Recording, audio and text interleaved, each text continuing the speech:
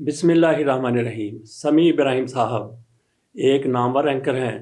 وہ ایک خاص نقطہ نظر رکھتے ہیں، اس کی بنا پر کہیں پہ ان کی بہت زیادہ پذیرائی ہے اور کہیں پہ ان کی بہت زیادہ مخالفت ہے، اور ایسی مخالفت کی وجہ سے ان کو اٹھا بھی لیا گیا، کئی روز ان کو حراست میں رکھا گیا، گمشدہ کیا گیا، یا یوں سمجھ لیں کہ ان کو غائب رکھا گیا، اس کے بعد ان کو رہا کر دیا گیا۔ ان کے اسی نقطہ نظر کی وجہ سے کئی حلقوں میں بڑی پریشانی پائی جاتی تھی، اور پھر وہ جس چینل پر کام کر رہے ہیں اس چینل کا بھی ایک خاص نقطہ نظر ہے، وہ بھی جھکنے کے لیے، دباؤ میں آنے کے لیے تیار نہیں تھا۔ بہرحال ایک حد تک تو شعیب شیخ کی طرف سے بھی دباؤ قبول کیا گیا، بول چینل کے مالک کی طرف سے، لیکن جس طریقے سے ان کو پریشرائز کیا جا رہا تھا اس طریقے سے وہ پریشر میں نہیں آئے، تو پھر اس چینل کو خریدنے کی کوشش کی گئی، اور پھر اتنا زیادہ دباؤ ڈالا گیا کہ شعیب شیخ صاحب اپنا چینل بیچنے پر مجبور ہو گئے۔ یہی میڈیا میں خبریں آئیں، سوشل میڈیا میں بھی اور ریگولر میڈیا میں بھی۔ ایسے میں پھر سمیع ابراہیم صاحب کس طریقے سے بول کے ساتھ اپنا سفر جاری رکھ سکتے تھے، کیونکہ ان کا ایک خاص نقطہ نظر ہے، اور بول کا بھی تقریباً وہی نقطہ نظر تھا۔ نئی انتظامیہ آ گئی تو یہاں پہ سوال یہ بھی ہے کہ بول چینل کو آخر کار کیوں دباؤ ڈال کر خریدا گیا؟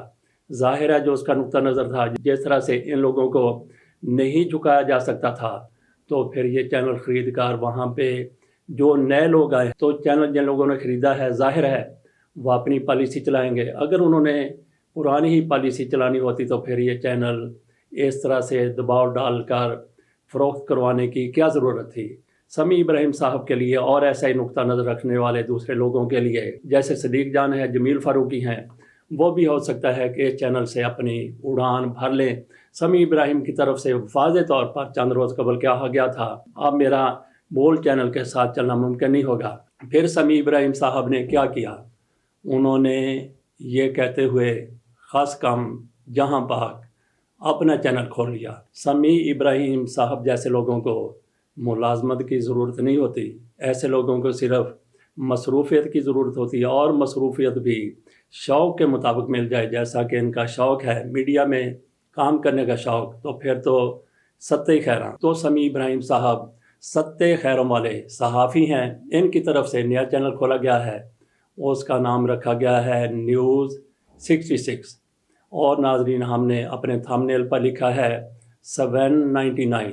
نیوز 66 کو الٹا کر کے پڑھیں تو 799 بنتا ہے، اور یہ بھی اس میں بامسمہ بن جاتا ہے 7 ساؤتھ ویسٹ ایسٹ نارتھ۔ کیسا نام ہے؟